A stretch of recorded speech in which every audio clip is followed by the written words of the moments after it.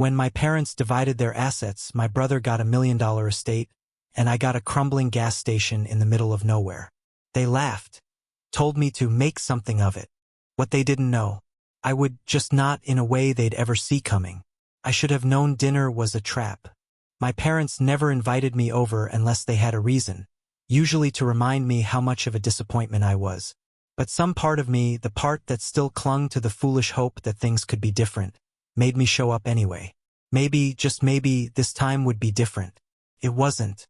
I walked into their house, the same one I had grown up in, though it never really felt like home, and found my older brother, Nathan, already there, leaning back in a leather chair like he owned the place.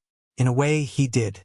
He was always the golden child, the one who could do no wrong, while I was the afterthought. Nathan glanced at me over the rim of his glass, smirking. "Wow, you actually showed up. What? Did they give you the night off from changing tires?" I ignored him and sat down at the table. My mother was in the kitchen, pretending to be busy so she didn't have to acknowledge me too much. My father sat at the head of the table, flipping through a newspaper as if I weren't even there. "We wanted to have this dinner to discuss something important," my father finally said, setting the paper aside. My mother placed a hand over Nathan's, smiling warmly at him before turning her gaze to me with considerably less affection. "We've decided it's time to divide the family assets." Nathan barely contained his excitement, his fingers tapping against the table. He already knew what was coming. I could see it in the smug way he straightened his posture, the way his eyes gleamed with satisfaction. "We're giving Nathan the estate," my mother announced, beaming at him as if he had just won an Oscar. I sat there, silent, waiting for the part where they would tell me what I was getting. Surely they had something for me too. A house, maybe a small apartment. Something. My father finally turned to me, his expression unreadable. "And you, Oliver, we're giving you the old gas station out on Willow Creek." Silence. For a moment, I thought I had misheard him. "The what?" "The gas station," my mother repeated as if she were doing me a favor. "It's land, Oliver. You can figure something out." Nathan burst out laughing. "Oh my God, that is hilarious," he said, shaking his head. "So while I'll be living in a mansion, Oliver gets to run a rundown gas station. At least you'll always have a roof over your head, little bro." I gripped the edge of my chair, knuckles turning white. I could still remember being 16, coming home covered in grease from my first job at the auto shop. I had walked in holding my first paycheck, proud of myself, thinking they would be proud of me too. But instead, my father had barely looked up from his newspaper. "You're going to smell like oil for the rest of your life, huh?" My mother had sighed, shaking her head. "Well, at least he's useful. Maybe one day he'll fix your brother's car for free." They had bought Nathan a brand new BMW that same week. Now here we were, years later, and nothing had changed. I took a slow breath and pushed back from the table. "You're serious?" My father shrugged. "You should be grateful we're giving you anything at all." Nathan smirked. "Maybe one day you'll make enough money to buy a real property." Their laughter echoed through the dining room, bouncing off the walls like a cruel joke. But I didn't argue. I didn't yell. I just nodded. "Okay." My mother frowned. "That's it?" "No, thank you." I stood up. "Oh, I'll make something of it," I said, turning to Nathan. "And when I do, don't come knocking." He rolled his eyes. "Sure, Oliver.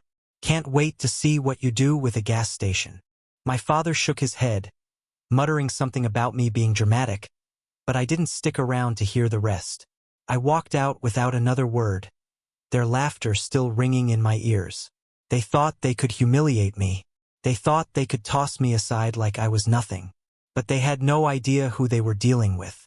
The next morning, I drove out to the gas station, staring at it like it was some kind of sick joke. The pumps were rusted, the sign barely clung to its post, and the store attached to it looked like it hadn't seen a customer in years. My parents hadn't just given me something useless. They had given me something that was actively falling apart. Fine. They wanted me to fail. I'd make sure they choked on their own words. I started making calls. First, to the city about business permits. then to local contractors to see what it would take to renovate the place. My bank account wasn't exactly overflowing, but I had a little saved up. Not enough to turn this place into something extravagant, but enough to start. I wasn't just going to make this work. I was going to make it thrive. I wasn't just going to prove them wrong. I was going to make them regret every word. As I stood in front of that gas station, I could already picture it. More than just a place to pump gas. A place where people would want to stop. A modern roadside hub. Cafe, maybe a food court. Charging stations for electric cars. Something new, something different. They thought they had buried me. They forgot I was a damn seed. I stood in front of the gas station, staring at the peeling paint, the cracked pavement, and the faded sign that barely clung to its post. It looked hopeless, a lost cause, exactly what my family had wanted me to believe. But all I saw was potential. My parents had handed me this place as an insult, a slap in the face, a way to prove that I would never be on Nathan's level. What they didn't realize was that I wasn't trying to be like him. I never had been. I didn't need their approval, and I didn't need their pity. What I needed was a plan. The first problem was money. I didn't have much, and there was no way a bank would give me a loan. My credit wasn't great, and with no collateral I was just another guy with a pipe dream. But I wasn't out of options. There was one person I could turn to, my old boss from the auto shop, Dave. He was the only person who had ever treated me like I had worth, the kind of guy who believed in hard work more than handouts. If anyone would understand what I was trying to do, it was him. I drove to the shop, the familiar scent of motor oil and grease hitting me the second I stepped inside. Dave was at the counter, sorting through invoices, his thick-rimmed glasses perched on the edge of his nose. He looked up when he saw me, setting the papers aside. "Well, if it isn't the kid who swore he was done with busted engines," he said, smirking. "What brings you back?" I didn't waste time. I told him everything. The gas station, the way my parents had practically laughed in my face. The idea I had to turn it into something real. He listened without interrupting, nodding occasionally, his expression unreadable. When I was done, he leaned back in his chair, crossing his arms. "You got a plan," he said simply. I nodded. "I do." "You got drive." "I do." He exhaled through his nose, staring at me for a long moment before finally pushing himself up from the chair. "All right," he said. "I'll loan you the money. Not a gift, a loan. With interest." Relief flooded through me, but I didn't let it show. I expected nothing less. "Understood." Dave scratched the back of his head, giving me a look. "Don't make me regret this." I wouldn't. With the money secured, I threw myself into the work. The first step was getting the gas station functional again, replacing the pumps, repairing the roof, getting the plumbing fixed. Every penny went into making sure it was operational, but I wasn't stopping there. I didn't just want a place where people could fill up their tanks. I wanted a destination, a place people actually wanted to stop at. I reached out to local food truck owners, offering them space to set up shop in the lot. In return, I'd take a small percentage of their earnings. I reached out to vendors, securing deals for high-quality coffee, fresh pastries, and snacks that weren't just the usual stale gas station junk. I repainted the entire building, added modern signage, and installed outdoor seating with string lights to make it more inviting. The final touch was a dedicated area for electric vehicle charging, something no other gas station in the area had. It wasn't just a gas station anymore. It was a roadside hub. The first few weeks were rough. Business trickled in slowly, and I could feel the weight of every dollar spent pressing down on me. There were nights I barely slept, running the numbers over and over again, wondering if I had made a mistake. And then, something incredible happened. One afternoon, a travel vlogger passing through town stopped by, intrigued by the food trucks and the sleek new look of the station. They filmed their experience, raving about the coffee, the convenience, and the unique setup. By the next morning, the video had gone viral, pulling in thousands of views. People started coming not just for gas, but for the food, the atmosphere, the experience. Lines formed, stretching around the lot. The food trucks were selling out every night.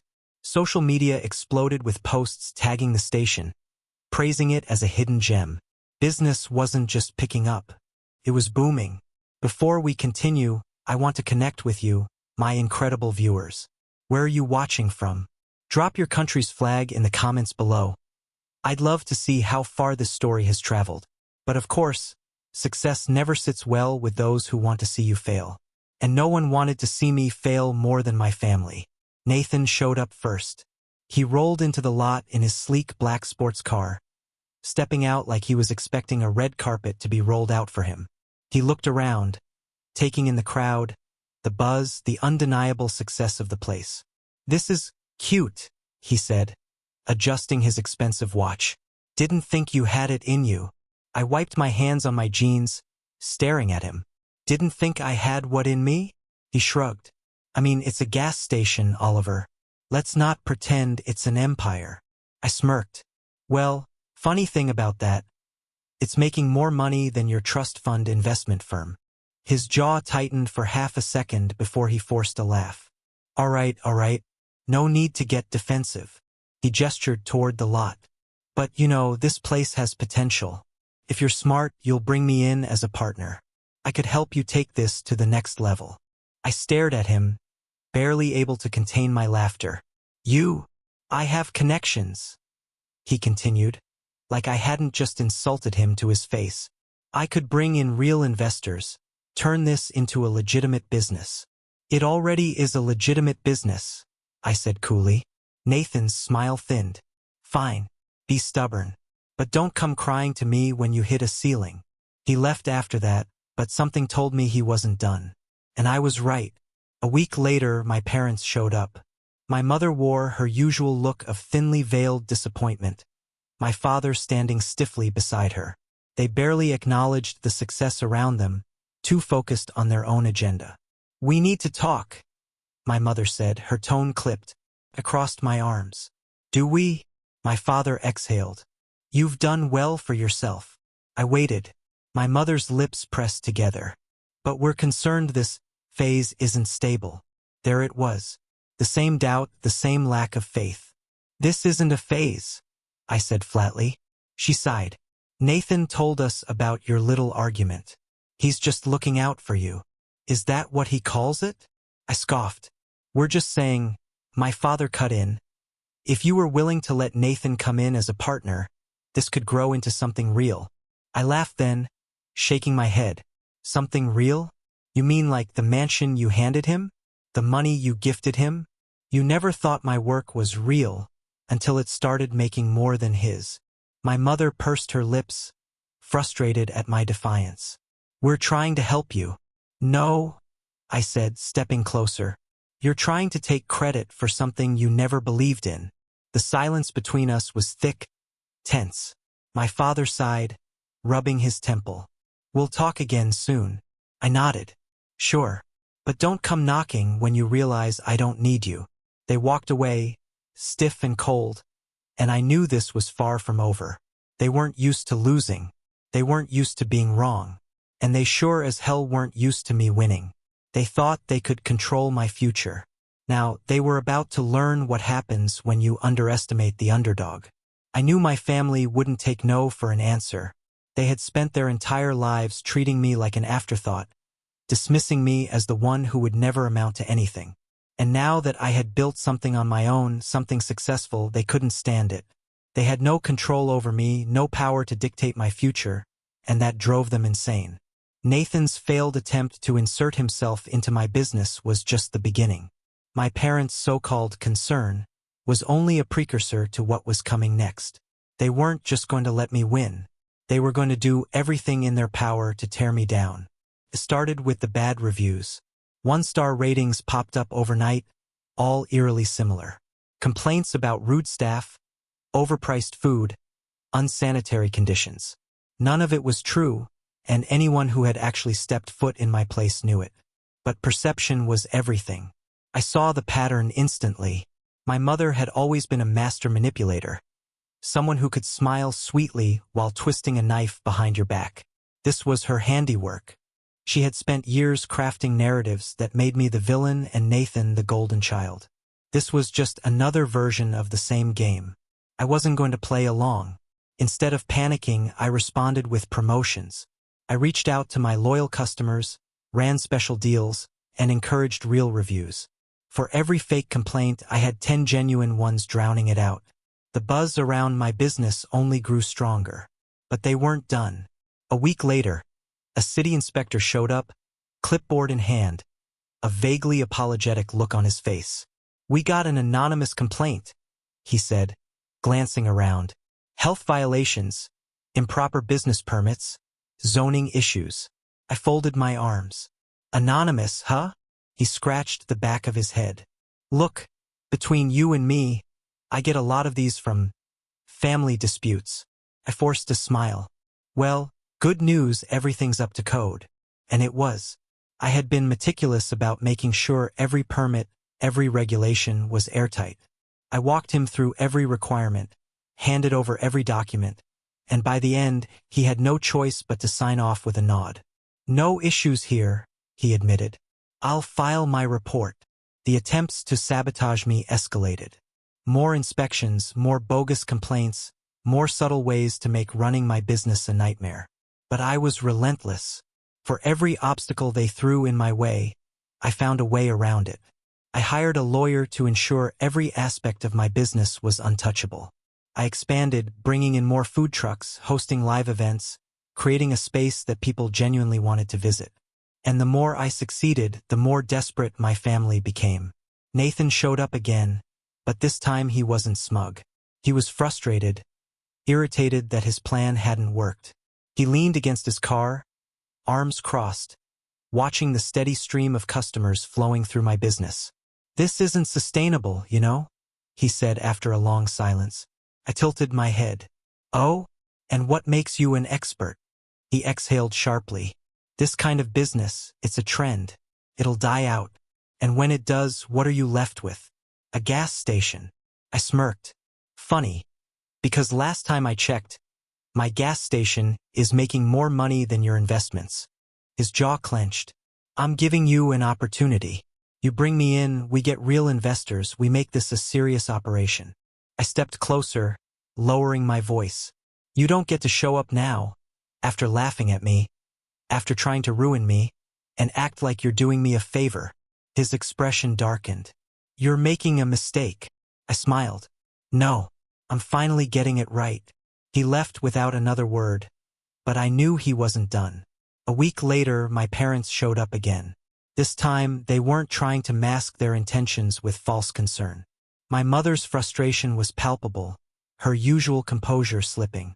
"You're being unreasonable," she said, crossing her arms. I leaned against the counter, unimpressed. "How so?" "This stubbornness," she continued. "This need to act like you don't need your family. It's childish."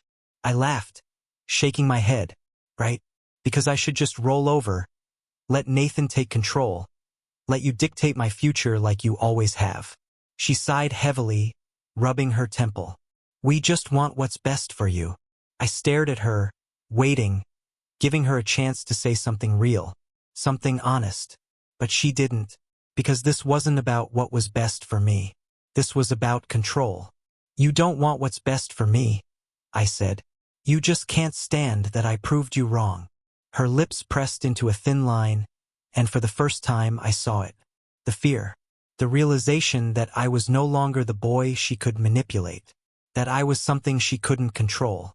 "We'll talk again soon," she said finally, her voice tight. I nodded. "Sure. But don't come knocking when you realize I don't need you."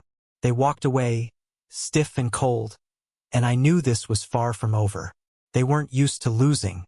They weren't used to being wrong. And they sure as hell weren't used to me winning. They thought they could control my future. Now, they were about to learn what happens when you underestimate the underdog. Success tastes sweeter when it's built on the ruins of those who tried to break you. My family had spent years treating me like I was nothing, like I would never amount to anything without their approval, their control. But the moment I stopped seeking their validation, the moment I stopped caring about what they thought, I became unstoppable. Every attempt they made to sabotage me only fueled my determination. Every roadblock they threw in my path only forced me to get smarter, stronger, more ruthless. And now, as I stood at the top of the empire I had built with my own hands, they were the ones scrambling, the ones desperate, the ones who had to come crawling back to me. Nathan lost everything first. The investments he had once boasted about, gone. He had poured money into a series of bad deals, high-risk ventures that crashed and burned. The mansion my parents had gifted him was leveraged to the max, used as collateral for one last desperate attempt to keep himself afloat. And when that failed, he was left with nothing. My parents weren't far behind. My father's business, the one he had always dangled over my head as proof of his success, had taken a hit from the economy and never recovered. The partners he had relied on for decades bailed the second things got tough, leaving him with debts he couldn't pay. My mother, who had spent her life cultivating an image of power and influence, suddenly found herself on the outside, watching the world she had built crumble. And through it all, they never once considered turning to each other. No, they turned to me. I got the call from my mother first. She tried to keep her voice steady, but I could hear the strain, the desperation just beneath the surface. They needed my help. They needed a loan. $500,000 to keep their heads above water. It was almost poetic. The same parents who had dismissed me, belittled me, tossed me a worthless gas station as if it were a joke, were now asking me to save them. And the best part? I had already bought their house. The bank had listed it quietly, just another foreclosure in a market filled with people who had overextended themselves. It had been almost too easy. And now, the house they had once ruled from, the house where they had spent years looking down on me, belonged to me. When they showed up at my business, they tried to hide their humiliation, tried to pretend that this was just another business transaction, just another way for family to support each other. But I saw the truth in their eyes. I saw the way my father's hands trembled, the way my mother's forced smile faltered when she looked around and realized just how far I had come, how far I had risen beyond them. "You bought our house?" My father's voice was hoarse, like he couldn't believe the words he was saying.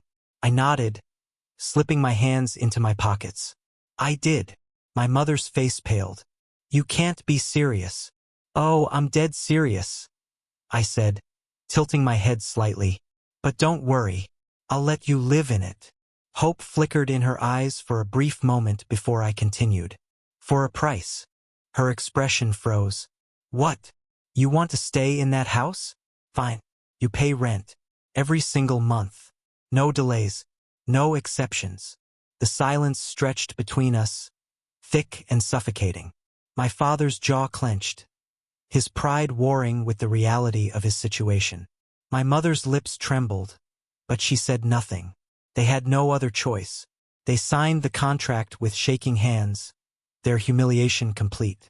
They had spent their entire lives looking down on me, convinced that I would always be beneath them.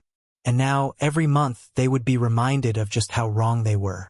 Nathan, of course, came last. He had exhausted every option, burned every bridge, and when he finally came to me, he tried to play it off like it was no big deal, like it was just another business move. "Look, man," he said, standing in my office, shifting uncomfortably. "We could work something out. Partnership. I've got experience, connections." I leaned back in my chair, studying him. "You don't have anything, Nathan." His mouth pressed into a thin line. "I just need a little help, just enough to get back on my feet." I let the silence hang between us, watching as the weight of reality settled over him. This wasn't like before. There was no safety net, no parents to bail him out, no easy way out of the mess he had made. "No," I said finally. His eyes widened slightly. "You're really going to do this? After everything?" I laughed, shaking my head. "After everything? You mean after the years of you laughing at me? After you and Mom and Dad did everything in your power to make sure I never got ahead? Yeah, Nathan. After everything, I'm doing this." His fists clenched at his sides, but there was nothing left for him to say. He left, shoulders slumped, the same way my parents had. And I didn't feel an ounce of guilt, because this wasn't revenge. This was justice. This story isn't just about proving people wrong. It's about refusing to let their opinions define you. It's about taking what was meant to break you and turning it into the foundation of something greater. It's about knowing your worth, standing your ground, and never letting anyone tell you that you're less than what you are. So now I want to hear from you. If you liked this story, drop a 2 in the comments. If you didn't, drop a 7. And if you believe in turning setbacks into comebacks, hit that like button and subscribe to Mr. HeartVibes for more powerful stories.